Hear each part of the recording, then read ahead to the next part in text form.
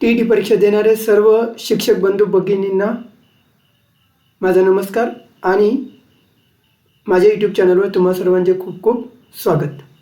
आपण येत्या 10 नोव्हेंबरला होणाऱ्या महाराष्ट्र TET परीक्षेसाठी TET सिरीज चालू केलेली आहे, ज्यामध्ये आपण यापूर्वी झालेले पेपर आणि त्याचे विषयानुसार आपण काय करत आहोत, डिस्कशन घेत आहोत. याआधी आपण या चॅनलवर मराठीचे 30 प्रश्न, जो पेपर झाला होता नोव्हेंबर 2021, त्या पेपरचे मराठीचे 30 प्रश्न एका व्हिडिओमध्ये डिस्कस करून तो व्हिडिओ अपलोड केलेला आहे. जर आजपर्यंत कोणी पाहिला नसेल तर पाहून घ्या. आणि आता आपण त्याच्या पुढचा भाग इंग्रजीचे 30 प्रश्न भाग 2 आता आपण घेत आहोत. तर वेळ वाया न घालवता आपण आपल्या आजच्या व्हिडिओला सुरुवात करूया. पहिला प्रश्न काय म्हणतोय बघा. पहिला प्रश्न सांगतोय आपल्याला, choose the correct alternative. Alternative आपल्याला चूज करायचं आहे करेक्ट.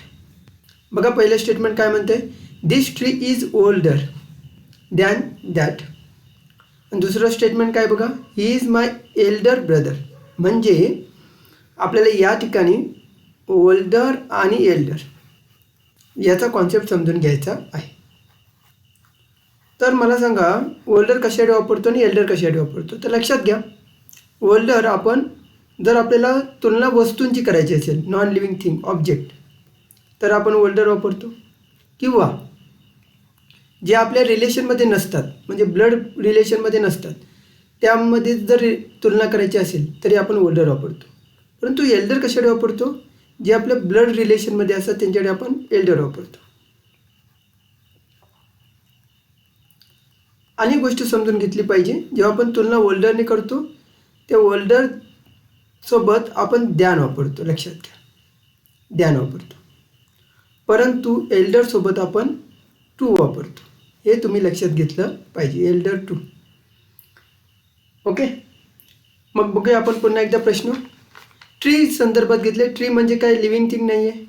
लिव्हिंग थिंग म्हणजे माणूस नाही आहे, ब्लड रिलेशन नाही आहे. मग ओल्डर वापरले, ओके, बरोबर आहे. He is my elder brother blood रिलेशनमध्ये आले, एल्डर पण आले, बरोबर आहे. ओल्डर ब्रदर म्हणता येत नाही, एल्डर ब्रदर, एल्डेस्ट सिस्टर असं आपल्याला म्हणावं लागतं. म्हणजे आपलं बरोबर अल्टरनेटिव्ह आले. Both 1 and 2 are correct. Option number B. चला बघूया आपण नेक्स्ट क्वेश्चन. अशा प्रकारे आपण सर्व डिटेल ॲनालिसिस प्रश्नांच्या मार्फत करणार आहोत, ज्याच्या थ्रू तुमचे सर्व कॉन्सेप्ट क्लिअर होतील. चला बघूया 32 नंबर क्वेश्चन. इथे काय म्हणते बघा, सबस्टिट्यूट करायचं आपल्याला करेक्ट, ज्याला अंडरलाईन केले. बघू आपण स्टेटमेंट काय म्हणते.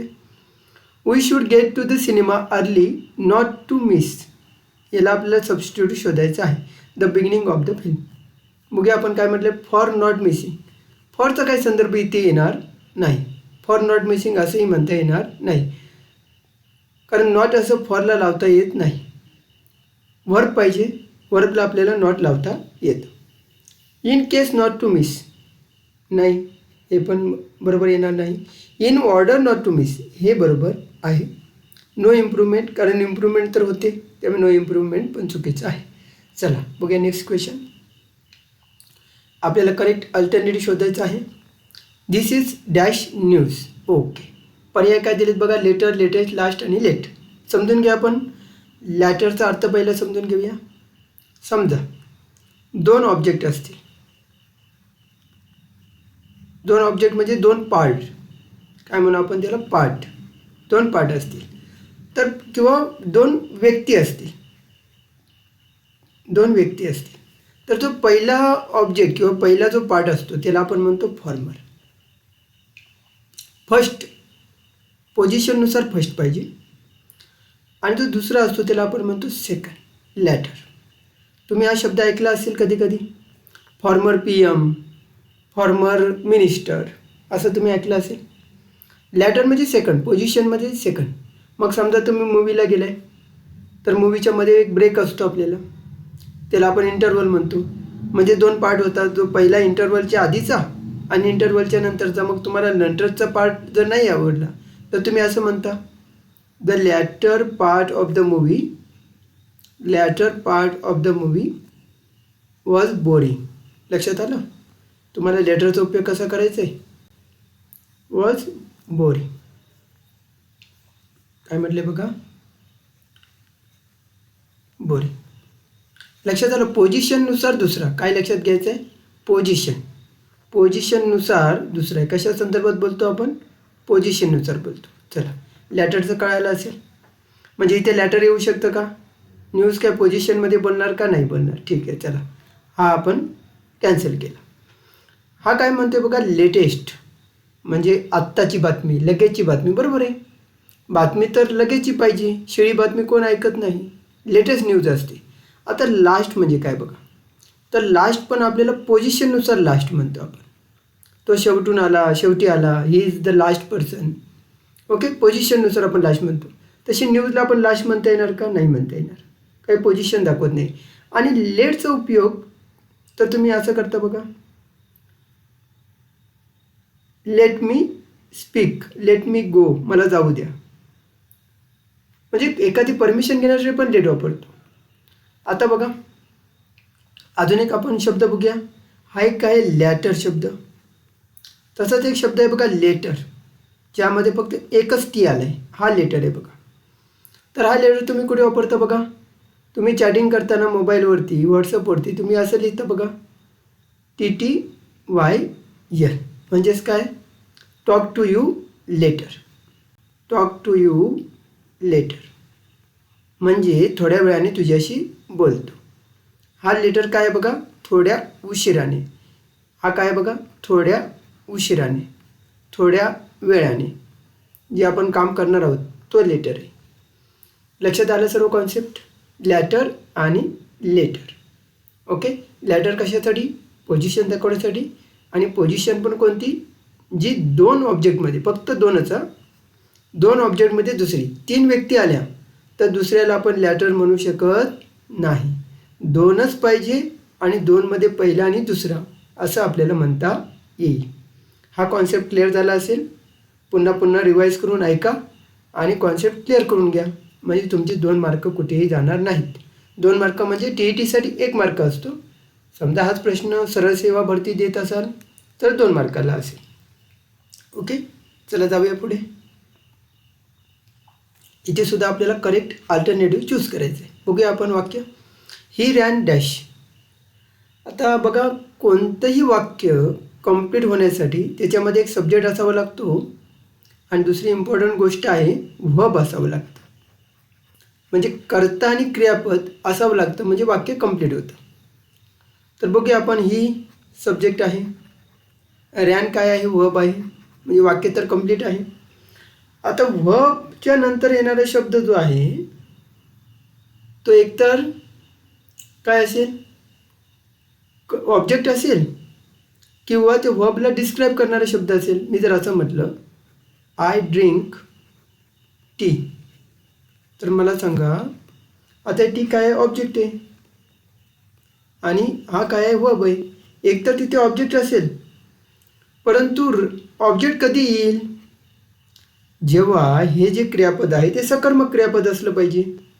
सकर्मक, आता हे काय सकर्मक आहे का, तो धावला, कर्माची गरजच नाही ना. म्हणजे इथे येणार आहे ॲडव्हर्ब, व्हर्बला डिस्क्राईब करणारा शब्द पाहिजे आपल्याला, ॲडव्हर्ब. तर बघा ॲडव्हर्ब आपण कसं ओळखतो, तर ॲडव्हर्ब आपण ओळखतो ज्याच्या पाठीमागे LY प्रत्यय लागले. परंतु हे कायमस्वरूपी असंच आहे का, नाही आहे. तर 99% तर असंच आहे. हे लक्षात घ्या की LY असेल तर तो ॲडव्हर्ब असतो. चला बघूया आपण ऑप्शन. क्विक नाही येणार कारण हे ॲडव्हर्ब पाहिजे आपल्याला, हे तर नाही आहे दिसत. आता इथे LY लागले, ठीक आहे, आपण थांबूया आणि बघूया पुढचा पर्याय बघूया. इथे सो क्विक म्हटलं आहे, आपण कॅन्सल करू आणि इथे क्विकली म्हटले. मग आता 2 पर्याय शिल्लक राहिले, एकतर ॲज क्विकली किंवा क्विकली. ॲज क्विकली येणार का, नाही येणार. असा धावला किंवा ॲज त्याच्यासारखा धावला वगैरे म्हणायचंच नाही ना, तो क्विकली धावला, जलद धावला. Okay, option number D. चला बघूया नेक्स्ट क्वेश्चन. आता इथे बघा काय म्हटलं, ॲजपासून वाक्याची सुरुवात झाली. ॲज आणि मला सांगा ॲजसारखी अजून कोणती वाक्य असतात, ॲज सुन्याची वाक्य असतात किंवा नो सुनाची वाक्य असतात. किंवा हार्डली व्हेनची वाक्य असतात. नो सुनर दॅन असतं आणि हार्डली व्हेन असतं. यामध्ये तुम्हाला कधी कधी गडबड करून देतात.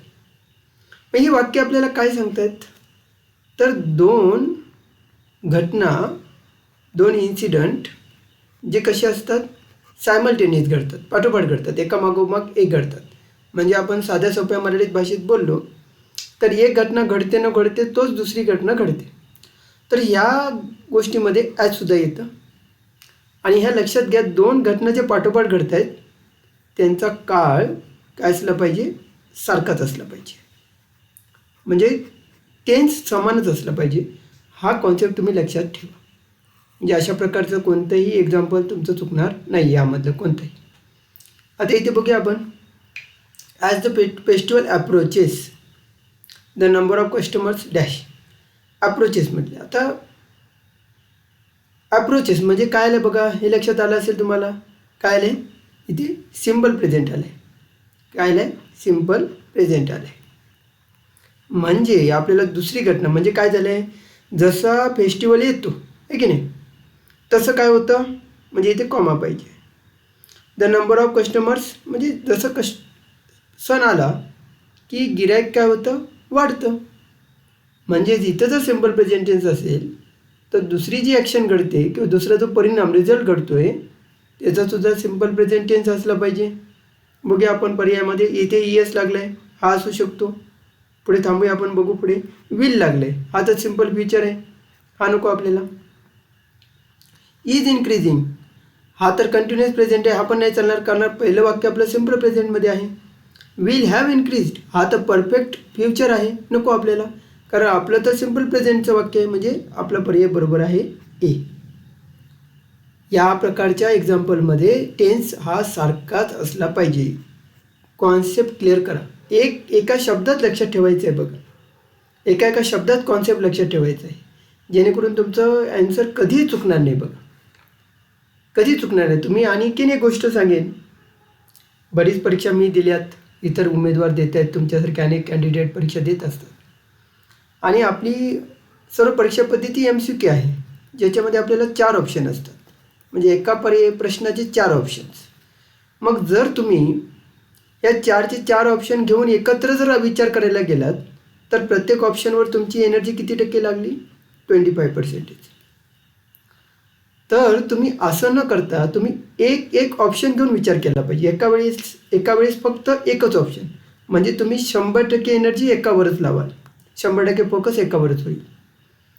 आणि कित्येक विद्यार्थ्यांचं उत्तर चुकण्याचं कारण एकच असतं, ते 4च्या 4 पर्यायावर एकाच वेळी विचार करतात की कोणता बरोबर असेल. तुम्ही हे करू नका. तुम्ही आधी चूक कोणता आहे, तुम्ही आधी प्रश्न वाचा, प्रश्नामध्ये तुम्हाला काय सापडतंय ते बघा, आणि प्रश्नाचा विचार केल्यानंतर तुम्हाला उत्तरात काय पाहिजे त्याचा विचार करा. आणि कोणते उत्तर चुकीचे येतील, चुकीचे पहिले शोधा, त्यांना एलिमिनेट करा. म्हणजे उरलेल्या पर्यायावर तुमचा फोकस राहील आणि तुमचं ॲन्सर 100% करेक्ट येईल. आणि कित्येक विद्यार्थी महाराष्ट्रातले तर कित्येक विद्यार्थी इंग्रजीचा तर खूपच, म्हणजे इंग्रजीचा काय घेतलं आहे त्यांनी, धास्ती घेतली इंग्रजीची. तर करू नका असं, खूप सोपा विषय आहे. आणि नक्कीच तुम्ही माझे व्हिडिओ बघितला तर नक्कीच तुमचा विषय आम्ही अजून सोपा करून देण्याचा नक्कीच प्रयत्न करेन. प्रश्नांच्या माध्यमातून तुम्हाला कॉन्सेप्ट शिकवण्याचा प्रयत्न मी करतो आहे. आणि यापुढे आपण बरेच PYQ घेणार आहोत, ज्याच्यातून तुमचा अभ्यास पूर्ण तुमचे सर्वचे सर्व कॉन्सेप्ट व्यवस्थित क्लिअर होतील आणि परीक्षेची डिमांड काय आहे ते तुम्हाला नक्की कळेल. चला बघूया आपण नेक्स्ट क्वेश्चन काय म्हणतो बघा. क्वेश्चन पुन्हा एकदा अल्टरनेटिव्ह शोधायचं आहे. Question will be answered by a dash of experts. म्हणजे एक्सपर्ट्सचं जे काही समूह आहे त्याला काय म्हणतात असं विचारलं. स्टाफ तर नसतो एक्सपर्टचा. बँड कुणाचा असतो बघा, म्युझिशियनचा बँड असतो. आणि बंच तर कशाचा असतो, कीज, चाव्यांचा. म्हणजे आपण पर्याय नाही आहे आपला. पॅनल, आपण नेहमी म्हणतो ना, माझ्यासमोर कोणतं पॅनल होतं माझी इंटरव्ह्यू घेण्यासाठी, असं आपण म्हणतो, पॅनल असतो. चला बघूया आपण नेक्स्ट क्वेश्चन. आपल्याला फेमिनिन नाऊन शोधायचं आहे, म्हणजे स्त्रीलिंग शोधायचं आहे फॉक्स. तर वेळ न वाया घालवता आपण डायरेक्टली ऑप्शन बघूया, विक्झन. यामध्ये काय कॉन्सेप्ट नाही आहे. हा तर तुमच्या पाठांतराचा विषय आहे की तुम्ही फेमिनिन आणि मस्क्युलिन नाऊन पाठ केली पाहिजे. चला बघूया आपण नेक्स्ट क्वेश्चन. आणि यामध्ये आलं आहे आपल्याकडे पॅरेग्राफ. पॅरेग्राफ वाचल्यानंतर असं लक्षात येतं आहे की या पॅरेग्राफमध्ये खूप कॉम्प्लेक्सिटी आहे. कॉम्प्लेक्सिटी अशी म्हणतो आहे की जे प्रश्न दिलेत ते आपल्या अंडरस्टँडिंग बेसवर दिलेत, ज्याचं ॲन्सर तुम्हाला डायरेक्टली पॅरेग्राफमध्ये सापडत नाही. त्यामुळे फक्त पॅरेग्राफ वाचूया, तो समजून घेऊया आणि प्रश्न कशाप्रकारे त्याचे जे चुकीचे पर्याय आहेत ते आपल्याला एलिमिनेट करता येतील आणि आपण करेक्ट ऑप्शनकडे जाऊ, हे आपण बघूया. आणि कशाप्रकारे पॅरेग्राफ सोडवायचं हे सुद्धा तुमच्या लक्षात येईल. In large part determined by a person's genes, म्हणजे आपल्या शरीराचं जो काय घडण होते ती आपल्या जीन्सने होते असं तो म्हणतो. In short some people are more predispose म्हणजे टू बी फॅट, म्हणजे स्थूलत्वाकडे झुकतात असं म्हणायचं आहे. काही लोक स्थूल होतात लगेच किंवा त्या तिकडे झुकतात असं म्हणायचं आहे. More or someone who was obese in childhood, लहानपणी जे लोक लठ्ठ असतात will have more fat cells than an average person, म्हणजे त्यांच्यामध्ये खूप फॅट सेल असतात असं म्हणायचं आहे. वन्स मेड, एकदा तयार झाल्या सेल्स की त्या फक्त काय होऊ शकतात, मे एनलार्ज ऑर श्रिंक, म्हणजे एनलार्ज म्हणजे प्रसरण पावतील किंवा आकुंचन पावतील. बट दे नेवर डिसअपेअर, परंतु ते डिसअपेअर कधीच होणार नाहीत. Genes however don't have to control your girth म्हणजे घेरा जाडी, जीन्स करत नाही कंट्रोल असं म्हणायचं. The size of your fat cells depends on you on your eating habits, म्हणजे आपल्या खाण्याच्या जे सवयी आहेत त्याच्यावरतीच आपल्या फॅट सेलची काय असते साईज डिपेंड असते आणि आपली लाईफस्टाईल कशी आहे यावर अवलंबून असते. There are ways to keep them small, म्हणजे आपण त्यांना छोट्या ठेवू शकतो, म्हणजे मोठ्या होण्यापासून रोखू शकतो. मग काय करायचे, it low fat fibre rich food, म्हणजे ज्याच्यामध्ये फॅट कमी आहे ते जेवण जेवायचं आहे. आणि होल ग्रेन ब्रेड्स खायचे आहेत आणि व्हेजिटेबल्स खायचे आहेत, फ्रूट्स खायचे आहेत आणि च्यू फूड स्लोली म्हटले, एकदम शांतपणे चावा असं म्हटले, स्लोली चावून खा असं म्हटलेलं आहे. पहिला क्वेश्चन बघूया. What one it's is an important factor in controlling weight because, बघा जो एखादा व्यक्ती जे खातो ते खूप इम्पॉर्टंट फॅक्टर आहे असं म्हटलं वजन कंट्रोल करण्यामध्ये. बघूया आपण. Fat is burn faster, fat बर्निंगचं कुठे काय पॉईंट आलं आहे का, नाही आलं आहे, कॅन्सल करूया आपण. फॅटी फूड कुठे दिलं आहे का, fatty food has very little calorie content असं काय दिलं आहे का, नाही दिले. डायजेशनचं कुठं उल्लेख आला आहे का, अफेक्टेड बाय प्रोटीन्स, नाही डायजेशनचा उल्लेख नाही आला आहे. म्हणजे आपला बरोबरचा पर्याय काय उरला आहे बघा, proteins and carbohydrates use up more calories than fats. Okay, B आपला ऑप्शन करेक्ट आहे.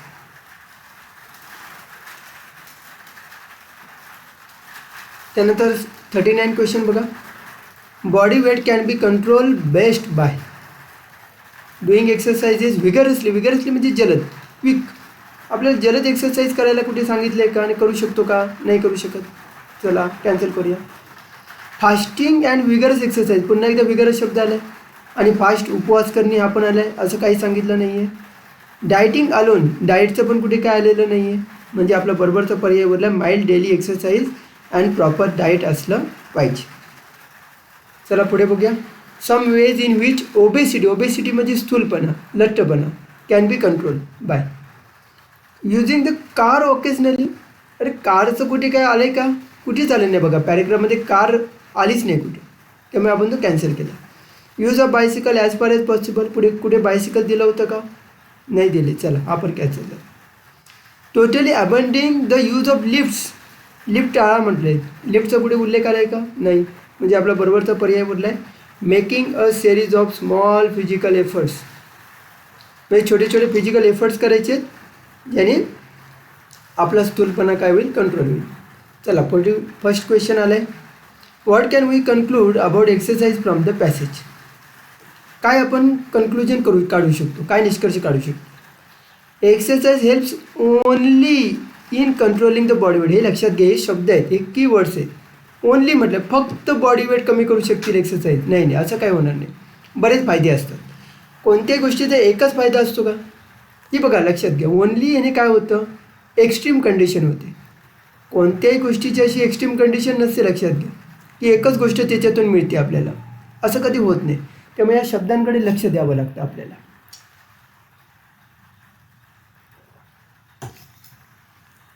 इथे काय म्हणतात बघा, it makes one more mercurial. Mercury काय असतो, धातू आहे बघा, पारा म्हणतो आपण. हा पारा बघा लगेच काय होतो, जर प्रसरण पावतो, जरा जरी त्याला उष्णता लागली तरी प्रसरण पावतो. म्हणजे लगेच एखादा फरक पडणे, लगेच फरक पडणे. असं लगेच एक्सरसाइज केली आणि लगेच फरक पडणार आहे का? नाही पडणार.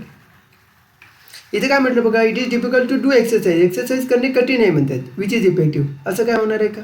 कठीण आहे का एक्सरसाइज? नाही. मग काय म्हटलं, it makes one more active, बरोबर आहे, आणि मेंटली पॉझिटिव्ह, हे पण बरोबर आहे. म्हणजे एक्सरसाइजने माणूस काय होऊ शकतो, ॲक्टिव्ह होऊ शकतो. चला पुढे बघू.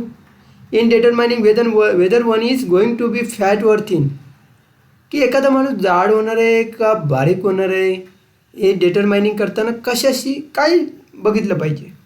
तर जीन्स प्ले पॅरामाउंट. पॅरामाउंट म्हणजे इम्पॉर्टंट. आधी आपण पर्याय बघू आणि मग ठरवू बरोबर कोणता आहे चुकीचं कोणता. ॲडल्टहूड अल्टर्स चाइल्डहूड पॅटर्न्स ड्रास्टिकली, म्हणजे एकदम जलद चेंज होतात बघा, जलद, एकदम जलद. ॲडल्टहूड आलं, प्रौढपणा आला माणसाला, की काय म्हटलं आहे, चाइल्डहूडचे पॅटर्न एकदम चेंज होतात असं म्हणतोय तो. त्यानंतर काय म्हटलं बघा, eating habits and lifestyle makes no impact on fat cells. Eating habit, impact म्हणजे प्रभाव पाडतच नाही ना फॅट सेलवर. असं कसं काय? इथेच आपल्याला सांगितलं आहे, इटिंग हॅबिट आपल्याला काय करतात, साईज फॅटचं डिपेंड त्याच्यावर आहे म्हटलं. हा चुकला. असं कुठं म्हटलं आहे का, ॲडल्टहूड अल्टर बदल करतात एकदम ड्रास्टिकली, एकदम जलद. हे कीवर्ड्स आहेत बघा, लक्षात घ्या. आणि इथं पॅरामाउंट, खूपच जास्त रोल प्ले करतात जीन्स, असं त्यांनी सांगितलेलं नाही आहे. ओके, म्हणजे बरोबरचा कोणता पर्याय बघा, fat cells form during childhood are of crucial importance. Yes, जे आपले लहानपणी तयार झालेत फॅट सेल्स, ते काय करतायत, खूप महत्त्वाचे आहेत. चला आता पॅरेग्राफ संपला आहे. 5 क्वेश्चन होते पॅरेग्राफवरती. नेक्स्ट बघूया. आता आपल्याला WH टाईप क्वेश्चन तयार करायचा आहे. अंडरलाईन पार्ट हे आपल्याला ॲन्सर मिळाले पाहिजे. आता या ठिकाणी काही गोष्टी समजून घेऊया. बघा आधी प्रश्न बघा, water is needed to sustain life on the earth. आपल्याला वॉटर हा शब्द भेटला पाहिजे प्रश्नातून. Who is needed to sustain life on the earth. आधी पहिले समजून घ्या, काय समजून घ्यायचं आहे, हू आणि व्हिच या 2 गोष्टी समजून घ्यायच्या. आता हू कशासाठी वापरलं जातं, सब्जेक्टिव्ह केस. ओके, आणि सब्जेक्ट कसा असला पाहिजे, माणूस. व्हिचसुद्धा सब्जेक्टिव्ह केससाठी, परंतु हे काय आहे बघा, नॉन लिव्हिंग थिंगसाठी. कशासाठी, नॉन लिव्हिंग थिंगसाठी. बघा आता इथे काय म्हटलं आहे, हू वापरले, चालेल का, नाही चालणार. त्यानंतर व्हिच इज निडेड. आता व्हिच इज निडेड म्हणजे नॉन लिव्हिंग थिंगमध्ये काय, म्हणजे समजा आपण एखादी गोष्ट म्हणतो आहे, कोणता, व्हिच म्हणजे अर्थ होतो कोणता. आता असं काय अर्थ होतो आहे का, कोणता, असं काय होणार आहे का, काय आवश्यक आहे लाईफसाठी पृथ्वीवरील, असं म्हटलं आहे. व्हूज म्हणजे कोणाचा, तर कोणाचा येणार आहे का इथे, नाही येणार आहे. काय आवश्यक आहे, व्हॉट इज निडेड, काय आवश्यक आहे, पाणी आवश्यक आहे. जरी तुम्ही नीट वाचला, प्रश्न नीट वाचला तरी तुम्हाला लक्षात येईल काय आवश्यक आहे पृथ्वीवर लाईफ जगवण्यासाठी, पाणी. चला बघूया पुढचा question. The shopkeeper does not have the toys dash comma I was looking dash. बघा एखादी गोष्ट शोधतोय तर त्याला आपण म्हणतो लुकिंग फॉर म्हणतो, लक्षात घ्या, लुकिंग फॉर. आणि जर एखाद्या गोष्टीकडे बघणं तर आपण लुक ॲट म्हणतो, look at me, look at him, हां असं म्हणतो आपण. ओके, ॲट तर नाही येणार, अबाउट तर नाही येणार, आणि टू पण येणार नाही. ओके, चला नेक्स्ट क्वेश्चन. इथे आपल्याला पॅराजंबल दिले. हा पार्ट काय म्हणतो आपण, याला पॅराजंबल म्हणतो. म्हणजे आपल्याला वाक्य जुळवायचं असतं पर्याय जोडून. आता एक गोष्ट या ठिकाणी गोष्ट लक्षात घेण्यासारखी आहे. आधी आपण बघू स्टेटमेंट काय दिले. The person dash because he is poor work hard and efficiently cannot who is poor. हा जर कीवर्ड तुम्ही बघितला बघा, आताच आपण हूचा अर्थ बघितला होता आता थोड्या वेळापूर्वी. परंतु हू हे काय आहे, जसे इंट्रोगेटिव्ह प्रोनाऊन आहे तसं ते रिलेटिव्ह प्रोनाऊन पण आहे. रिलेटिव्ह प्रोनाऊन हे लक्षात घ्या. मग आपण म्हणतो ना मराठीत संबंधी सर्वनाम म्हणतो. मराठीची सुद्धा पाठ घेणार आहे तुमचे, त्यामुळे मराठीचं पण ग्रामर थोडंफार सांगतो इथेच तुम्हाला. संबंधी सर्वनाम म्हणतो. मराठीत काय म्हणतो, जो, जी, ज्या, हां हे संबंधी सर्वनाम आहेत. मग रिलेटिव्ह प्रोनाऊन जे असतं ते अँटेसिडेंट असतो, त्याला एक अँटेसिडेंट म्हणजे त्याच्या आधी आलेला शब्द. ओके. आणि हा जो रिलेटिव्ह प्रोनाऊन आहे तो अँटेसिडेंटच्या लगेच शेजारी यायला पाहिजे, हे लक्षात घ्या. रिलेटिव्ह प्रोनाऊन कुठे आला पाहिजे, ज्याच्यासाठी तो वापरला आहे. हू इज पुअर म्हणजे जो गरीब आहे. हू इज पुअर म्हणजे काय, जो गरीब आहे. मग आता गरीब कोण आहे बघा, आता आपल्याला काय पाहिजे, अँटेसिडेंट पाहिजे, करता पाहिजे. आता इथे कुठे दिसते का, इथे बिकॉज आहे, इथे वर्क आहे, कॅनॉट आहे. म्हणजे पर्सन जो व्यक्ती जो गरीब आहे, लक्षात आलं. म्हणजे आपण द पर्सन नंतर लगेच काय आलं पाहिजे, हू इज पुअर म्हणजे यस पासून सुरुवात झाली पाहिजे. बघूया आपण पर्यायामध्ये. इथे यस आहे, इथे यस नाही, कॅन्सल. इथे यस नाही, कॅन्सल. इथे यस आहे, म्हणजे आपण 50-50मध्ये आलो. आता हू इज पुअर, आता पुढे बिकॉजने पुढे काय लिहू शकतो का, who is poor because he is poor असं म्हणू शकतो का, नाही म्हणू शकत. त्यामुळे हे नाही घेऊ शकत आपण लगेच. यस नंतर लगेच बघा. आता इथे पण तुम्हाला लक्षात घ्या, इथे आर आले, इथे आर आले, म्हणजे आपलं यानंतरचं जो पर्याय असेल तो आरच असणार. आरचा पर्याय असणार ऑप्शन बघा, कॅनॉट. द पर्सन बघा काय काय आले, the person who is poor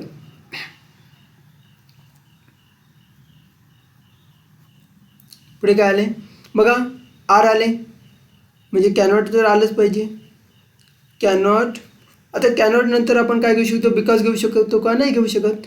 म्हणजे इथे वर्कच आलं पाहिजे, कॅनॉट वर्क. बघा तुम्ही नुसतं वाचत गेला तरी तुम्हाला अर्थपूर्ण वाक्य मिळेल. हार्ड अँड एफिशियंटली, थोडक्यात लिहितो एफिशियंटली. बिकॉज, आत्ता बिकॉज आलं पाहिजे, कारण आपल्याला पुढे कारण सांगायचं आहे. बिकॉज ही इज पुअर, कारण तो गरीब आहे, तो काम करू शकत नाही एफिशियंटली. ओके. म्हणजे काय काय आलं बघा, येस नंतर आर, आर नंतर काय आलं पाहिजे, क्यू, आणि त्यानंतर आलं पाहिजे पी, म्हणजे बरोबरचा पर्याय आहे आपला डी. हा पर्याय आपला चुकीचा आहे. ओके. लक्षात येते का बघा, लक्षात येते आहे का बघा. अशा प्रकारे पॅराजंबल, तुम्हाला खूप पॅराजंबल हा खूप कठीण पार्ट आहे बघा, खूप कठीण पार्ट आहे. यासाठी आपले कॉन्सेप्ट, सर्व कॉन्सेप्ट, प्रोनाऊन कसं यूज होतं, ॲडजेक्टिव्ह कशा प्रकारे यूज होतं, हा जर तुमचा कॉन्सेप्ट क्लिअर असेल तरच तुम्हाला या टाईपचा प्रश्न सुटू शकतो. चला ओके, आपण next question. Correctly spelled word शोधा म्हटलेत, आणि अशा प्रकारे शब्द बघा. यामध्ये करेक्ट कोणतं आहे, मिसेलेनियस. तर काही शब्द कायम रिपीट करत असतात, त्यामधले आपले काही शब्द तुम्हाला मी लिहून देतो, ज्याचे स्पेलिंग तुम्ही व्यवस्थित पाठ करून ठेवा. त्यामध्ये पहिला प्रश्न नेहमी विचारतात बघा, ऑकेजनचा. ऑकेजन. ओके. स्पेलिंग कशी आहे बघा, इथे डबल सी आणि इथे सिंगल यस. त्यानंतर आलं आहे बघा अकोमोडेशन. काय विचारतात हा शब्द, अकोमोडेशन. तर डबल एम असतो, त्यानंतर ODATION. त्यानंतर बघा कमिटी. काय विचारला जातो शब्द, COMMITTE. त्यानंतर colonel.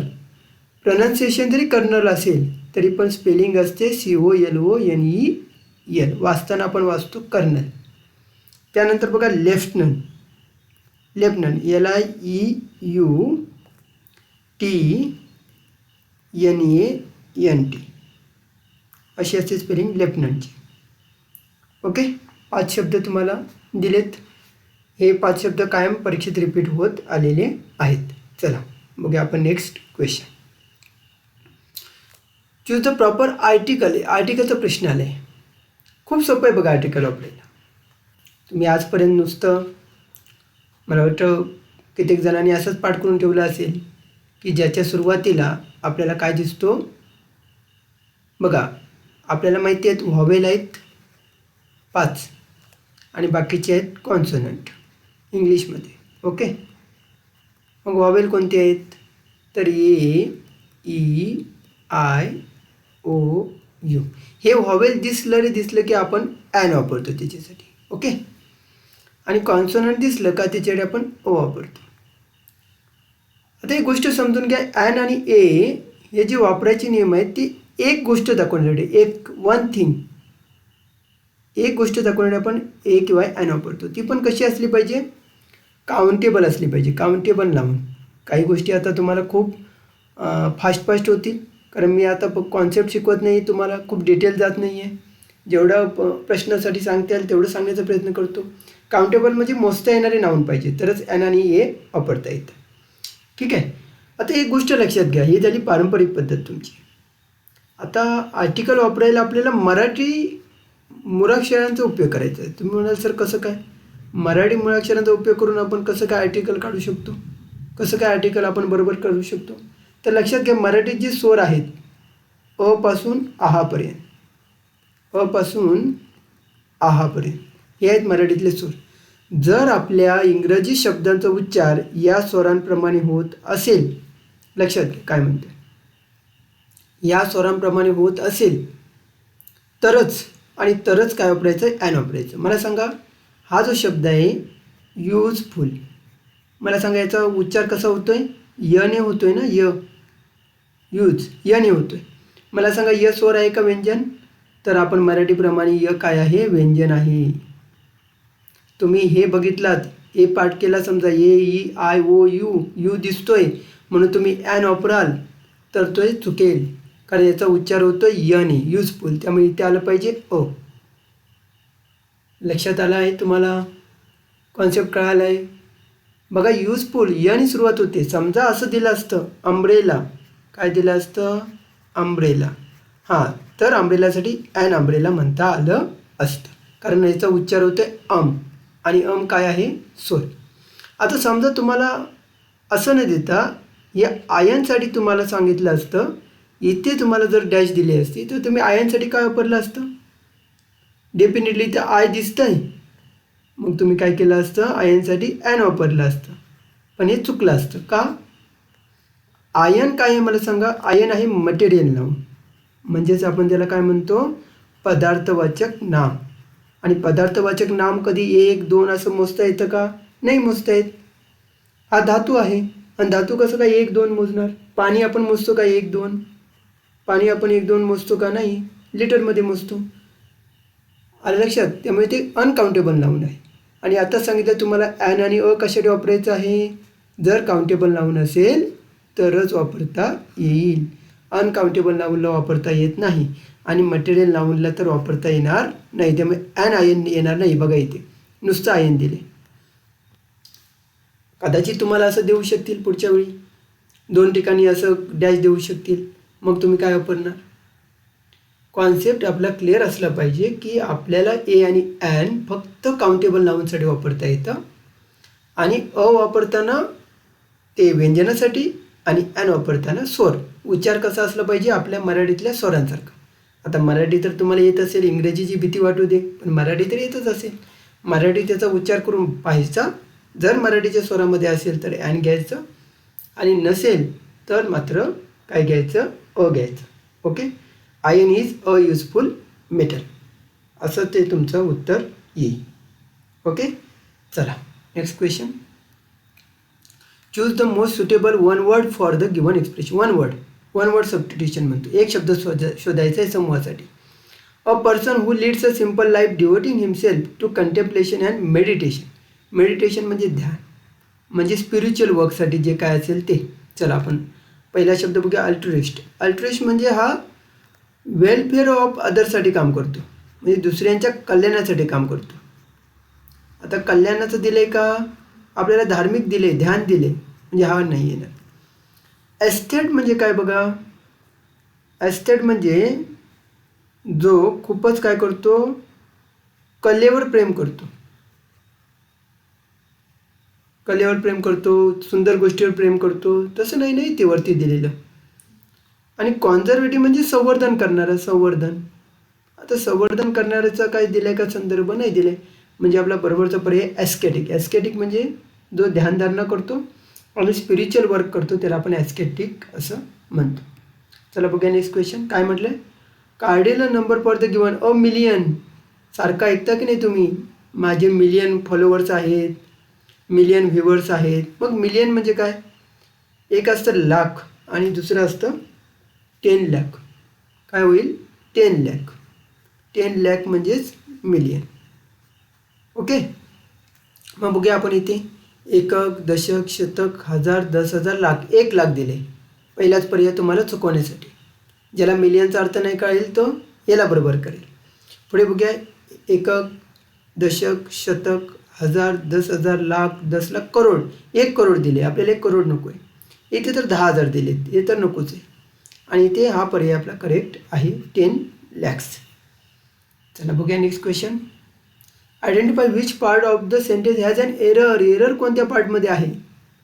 I was greatly astonished when I came to know that my friend is coming to see me after a gap of about 20 years. तुम्ही लक्षात घ्या, अशी काही वेळी गडबड होते की बघायचं तुम्हाला वाटलं सीमध्ये गडबड आहे तर आपण लगेच सी पार्ट क्लिक करतो, परंतु इथे बघा सीमध्ये काय दिले? बी. त्यामुळे ऑप्शनसुद्धा नीट वाचले पाहिजे. तर एमध्ये जर कुणाला वाटलं एमध्ये बाबा प्रॉब्लेम आहे तर तो एचा पर्याय सिलेक्ट करेल, परंतु एमध्ये काय दिले? सी दिले. त्यामुळे नीट पर्यायाचं ऑब्झर्वेशनसुद्धा केलं पाहिजे, नाहीतर बरोबर ॲन्सर येऊनसुद्धा आपला प्रश्न चुकतो. चला आता आपण कुठे मिस्टेक आहे ती बघूया. आय वॉज ग्रेटली ॲस्टोनिश्ड म्हणजे हा पास्ट आहे. ओके. आता हे सगळ्या क्रिया पास्टमध्ये घडल्या आहेत, बरोबर का? मी खूप आश्चर्यचकित झालो, सरप्राईज झालो जेव्हा मला कळालं. काय कळालं? की माझा मित्र येतो आहे मला भेटायला. किती वर्षानंतर? 20 वर्षाच्या गॅपनंतर. बघा इथे काय दिले बघा. जर ह्या 2 घटना पाठोपाठ घडल्या असतील, मगाशी सांगितलं होतं तुम्हाला, जर 2 घटना पाठोपाठ घडल्या असतील तर त्यांचं टेन्स कसं असलं पाहिजे? सेम. बघा इथे तर पास्ट आहे आणि इथं तर दिसतं प्रेझेंट. इज कशामध्ये येतं? प्रेझेंटमध्ये. मग इथे प्रेझेंट चालेल का नाही? इथे काय पाहिजे होतं? वॉज पाहिजे होतं. म्हणजे आपला एरर कशामध्ये? सी. पण लक्षात घ्या इथे सीमध्ये नाही आहे. हा सी पर्याय बरोबर नाही आहे, इथे पर्याय बरोबर आहे बघा ए. कारण सीमध्ये आपली मिस्टेक आहे, म्हणजे पर्याय क्रमांक आहे ए. लक्षात आलं असेल. चला पुढे बघूया. काय म्हटलं बघा? करेक्ट पॅसिव्ह व्हॉइस शोधायचं. म्हणजे आपल्याला ॲक्टिव्ह दिला आहे आणि त्याचं पॅसिव्ह शोधायचं. तर ॲक्टिव्ह पॅसिव्हमध्ये सर्वात जर कठीण पार्ट असेल तर तो प्रश्नाचं पॅसिव्ह करणं. आता तुम्हाला मी थोडक्यात सांगतो की जर प्रश्न दिला असेल तर त्याचा पॅसिव्ह कसा होईल. व्हाय डू यू वेस्ट टाईम. आधी पहिलं आपण याचं स्टेटमेंट करून घेऊया. हे काढून टाकूया. हे प्रश्न विचारले, प्रश्न काढून टाकूया. काय येणार आहे? यू वेस्ट टाईम म्हणजे तू टाईम वेस्ट करतो. ठीक आहे. You waste time. आता याचा पॅसिव्ह काय होणार बघा.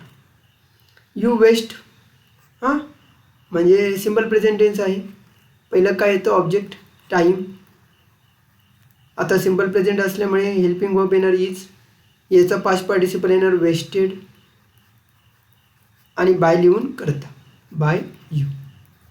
आता एक गोष्ट लक्षात ठेवायची. आता थोडं इथे पुन्हा एकदा सांगतो. सेंटेन्स, स्टेटमेंट आणि क्वेश्चन काय बदल असतो बघा. काय असतं? असं जर मी म्हटलं he is a good teacher, असं जर मी म्हटलं, हे झालं स्टेटमेंट. आणि याचा जर प्रश्न तयार करायचा असेल तर प्रश्न कसा होईल बघा. फक्त ह्या दोघांची अदलाबदल केली, वर्बची आणि सब्जेक्टची अदलाबदल केली की प्रश्न तयार होतो. Is he a good teacher, हा झाला प्रश्न. बघा काय अदलाबदल केली? फक्त वर्ब, सब्जेक्ट आणि वर्बची अदलाबदल केल्यावर प्रश्न तयार होतो. म्हणजे याचा आपल्याला प्रश्न कसा तयार होईल? टाईम इज वेस्टेड म्हणजेच is time wasted by you, हा झाला प्रश्न. परंतु आपल्याला पाहिजे पॅसिव्ह आणि काय जोडायचं राहिलं आहे? व्हाय जोडायचं राहिलं आहे. म्हणजे काय येणार आहे इथे? व्हाय हे पण आलं पाहिजे. Why is time okay. आता इथे आपण काय घेतलं, why is time wasted by you. Okay. मग कुठे आहे बघा पर्यायामध्ये, why is time being. Being लक्षात घ्या. आपण आता चुकीचे पर्याय शोधूया. बिंग कधी येतं, जेव्हा आपल्याला ॲक्टिव्ह व्हॉईसमध्ये verb plus I N G असेल तर आपण पॅसिव्ह व्हॉईसमध्ये बिंग घेतो, म्हणजे हा पर्याय गेला. हॅज कधी येतं, जेव्हा इथे परफेक्ट प्रेझेंट टेन्स असेल. आता इथे परफेक्ट प्रेझेंट टेन्स आलं आहे का, नाही आलं आहे, ते मग हॅज पण नाही येणार. आता इथे आलं आहे व्हाय इज टाईम बिन. बिन कधी येईल, पुन्हा एकदा बघा इथे बिन आलं आहे, म्हणजे परफेक्ट प्रेझेंट टेन्स असेल तर बिन येईल. हा पण पर्याय नाही आहे, म्हणजे आपला हा पर्याय बरोबर आहे. जरी तुम्हाला एवढं येत नसलं तरी तुम्हाला काही जर तुमचे कॉन्सेप्ट क्लिअर असतील तरी हा प्रश्न तुम्हाला सुटला असता. चला बघूया आपण नेक्स्ट क्वेश्चन.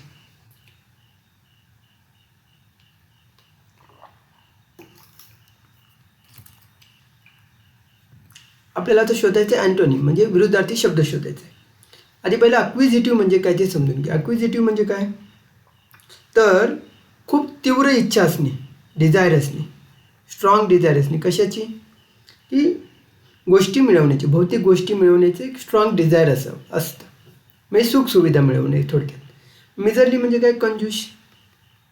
आता खूप खर्च करणारा असं जर असतं तर कंजूस आपण बरोबर घेतलं असतं, हा चुकला. दुसरं काय, फ्रिगल. फ्रिगल म्हणजे काय, नाजूक. आता मला सांगा, इथे डिझायर दिली, इच्छा दिली, त्याच्या विरुद्धार्थी नाजूक होणार का, नाही होणार. त्यानंतर काय दिलं बघा, आर्डंट. आर्डंट म्हणजे पण उत्कट इच्छा. आर्डंट म्हणजे सुद्धा उत्कट इच्छा, म्हणजे हा आपला बरोबर आहे का पर्याय. इथे तर डिझायर तेच दिले आणि हे पण तेच दिले, हा पण पर्याय बरोबर नाही. म्हणजे आपलं बरोबर काय, ऑस्टे. म्हणजे खूप इच्छा असणे आणि इतर सर्वसाधारण माणूस ज्याची काही इच्छा नसतात, साधारण माणूस ज्याच्या जास्त काही इच्छा नाही आहेत. चला बघूया आपण नेक्स्ट क्वेश्चन. हां, इथे आपल्याला काय दिले बघा, की आपल्याला त्याचे हे दिले की पुढची जी प्रोजेनी असते, म्हणजे डक आणि बेबी डक. तर डकच्या बेबी डकला डकलिंग म्हणतात. ओके, ठीक आहे. हेअर म्हणजे ससा, मग सस्याच्या बेबीला काय म्हणतो आपण, आता आपण पर्याय बघूया. सिग्नेट म्हणजे काय, तर बेबी स्वॅन. स्वॅनच्या बेबीना आपण सिग्नेट म्हणतो. टॅडपोल म्हणजे काय, टॅडपोल बघा हे पाहिजे ते टॅडपोल. टॅडपोल म्हणजे बेबी फ्रॉक. बेडकाची जी छोटी पिल्लं आहेत त्यांना टॅडपोल म्हणतो. पिगलेट म्हणजे बेबी पिग. हा तर तुम्हाला वाचूनच कळला असेल. मग राहिलं कोणतं बघा, लेव्हरेट. लेव्हरेट काय आहे, सश्याची जी लहान पिल्ले आहेत त्यांना लेव्हरेट म्हणतो. या ठिकाणी आपल्याला काय विचारले, डायरेक्ट स्पीच दिले आणि इनडायरेक्ट शोधायचं आहे. आणि डायरेक्ट स्पीचमध्ये सुद्धा एक्सक्लेमेटरी सेंटेन्स दिले, म्हणजे खूप हा कठीण पेपर केला आहे बघा. एक्सक्लेमेटरी सेंटेन्स दिले. बघूया आपण काय येतं. जेव्हा आपण उद्गारार्थी वाक्याचं इनडायरेक्ट करतो तेव्हा एक्सक्लेम्ड येतंच, एक्सक्लेम्ड येतं सगळ्यामध्ये. ओके आहे. आणि एक्सक्लेम नंतर दॅट येतं, आहे इथे दॅट आहे, इथे दॅट नाही, दॅट आहे. ओके आहे, आणि ते सुद्धा दॅट आहे, म्हणजे बरोबर आहे, असं काही चुकवलेलं नाही आहे. दॅट दिले सगळी ठिकाणी. पण इथे जर बघितलं, what a lovely day it was, म्हणजे आहे तसं एक्सक्लेमेटरी वाक्य पुन्हा दिले. आपल्याला एक्सक्लेमेटरीचं काय करायचं आहे बघा. आपण जेव्हा इनडायरेक्ट करतो, डायरेक्टपासून इनडायरेक्ट जेव्हा करतो, जर आपल्याला इंट्रॉगेटिव्ह दिलं आहे तरी पण त्याचं आपण स्टेटमेंट करतो. एक्सक्लेमेटरी दिलं आहे तरी पण आपण त्याची स्टेटमेंट करतो, विधानात रूपांतर करतो. ठीक आहे. हा बघा, हा काय दिला आहे, प्रेझेंट दिला आहे. नेहमी लक्षात घ्या, डायरेक्ट इनडायरेक्टमध्ये प्रेझेंटचा नेहमी पास्ट होतो. मगाशी आपण काय केलं होतं, change the voice. Change the व्हॉइसमध्ये टेन्स बदलत नाही, परंतु इथे टेन्स बदलतो. इथे बघा काय दिलं आहे, it was a lovely day म्हटलं. ठीक आहे. पुढे काय म्हटलं बघा, इथे इट इज आलं आहे. अरे आत्ता असं सांगितलं प्रेझेंटचं पास्ट पाहिजे, म्हणजे इज काय झालं, चुकलं. आणि मला सांगा कधी हे तिन्हीचे तिन्ही बरोबर होऊ शकतील का कधी, साधं लॉजिक आहे. आपल्याला डायरेक्टचं इनडायरेक्ट करायचं आहे, तिन्हीचे तिन्ही तर बरोबर कधीच होऊ शकत नाही, काहीतरी बदल आहेच प्रत्येकामध्ये.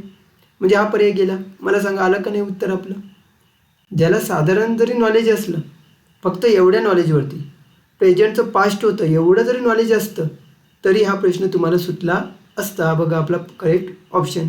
शी exclaimed with pleasure that it was a lovely day. चला बघूया आपण next question. He is dash for is evil deeds. Okay, तर या ठिकाणी सुद्धा तुम्हाला थोडं डोकं वापरलं पाहिजे. फेमस सुद्धा असू शकतो. सेलिब्रेटेड तर हा काही आपण अगोदरच कॅन्सल करूया, असं काय होऊ शकत नाही. किंवा नोटेड असं पण होऊ शकत नाही. आता 2 पर्याय आपले उरले. आता ह्या गोष्टीची जर लक्षात आलं, एविल डीड्स म्हणजे वाईट गोष्टी. मला सांगा, कोण वाईट गोष्टीसाठी प्रसिद्ध असतो का? प्रसिद्ध असतो का? कुप्रसिद्ध असतो. कुप्रसिद्ध म्हणजे नोटोरियस. हे झालं प्रसिद्ध, हा कुप्रसिद्ध. म्हणजे वाईट गोष्टीसाठी जो प्रसिद्ध असतो त्याला आपण कुप्रसिद्ध म्हणतो. जे गुंड लोक आहेत, डॉन लोक आहेत, ते नोटोरियस असतात. ओके, चला बघूया आपण next question. Fill in the blank with the correct alternative. Reading is easier dash speaking. तर काही गोष्टी बघा, फक्त ज्युनियर आलं किंवा सिनियर आलं, हे ग्रीक ॲडजेक्टिव्ह आहेत. किंवा इन्फेरियर सुपिरियर आलं, इन्फेरियर सुपिरियर आलं तर मात्र यांच्यासाठी टू वापरायचं. किंवा अजून एक फेमस प्रेपर, हे खूप वेळा विचारलं जातं, टू वापरायचं. बाकी सगळ्यांसाठी तुलना जेव्हा करतो आपण तेव्हा त्यांनी तुलना करतो. रीडिंग आणि स्पीकिंगची तुलना होते. 2 गोष्टी तुलना करायला द्यान. आणि कंपॅरेटिव्ह डिग्री आलीच आहे, म्हणजे काय आलं पाहिजे? द्यान. ओके, चल बघूया next question. Identify the mismatch pair. Mismatch pair of शोधायचं आहे आपल्याला. मग इथे साधारण काय दिलं आहे? तर प्राणी आणि त्यांचा आवाज दिला आहे. मग फ्रॉक्स क्रोक करतात का? हो करतात, येस. ओल्स हुड करतात का? हो करतात. हॉर्सेस नी करतात का? येस करतात. मग पॅरेटचं काय झालं? स्क्वेल. हे चुकलं आहे. स्क्वेल म्हणजे काय? वेदनेने विवळणे. वेदनेने विवळणे त्याला आपण स्क्विल म्हणतो. मग पॅरेटचं काय बघा? पॅरेटचं आहे बघा स्क्रीमिंग. पॅरेट काय करतात? स्क्रीम करतात. ओके, किंवा श्रिकिंग करतात.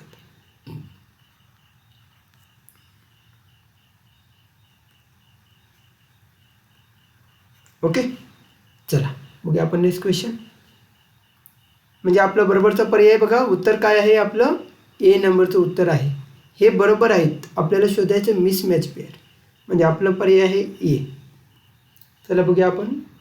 He will not come. आता या ठिकाणी आपल्याला काही गोष्टी लक्षात घ्यायच्या, ज्याला आपण म्हणतो कंडिशनल सेंटेन्सेस. किती प्रकार आहेत बघा कंडिशनल सेंटेन्स. तर आहे पहिला आपण बघूया C1, पहिली कंडिशन, ज्यामध्ये काय असतं? सिम्पल प्रेझेंटचं एक वाक्य असतं आणि सिम्पल फ्युचरचं वाक्य एक असतं. ओके, मग कसं असतं बघा. इफ ही स्टडी हार्ड, जर त्यांनी स्टडी केला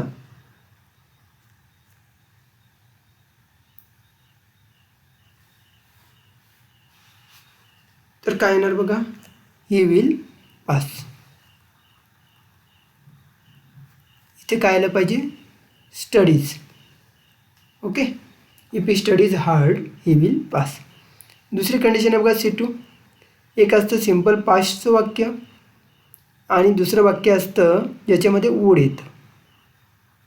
मग जर आपण असं म्हटलं, इफ ही स्टडीड हार्ड, तर दुसऱ्या वाक्यामध्ये येईल he would pass.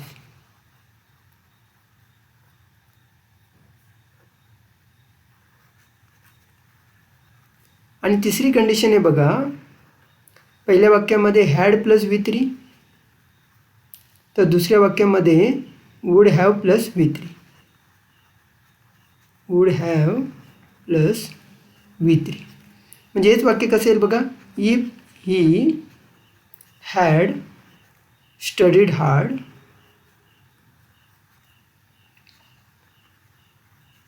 He would have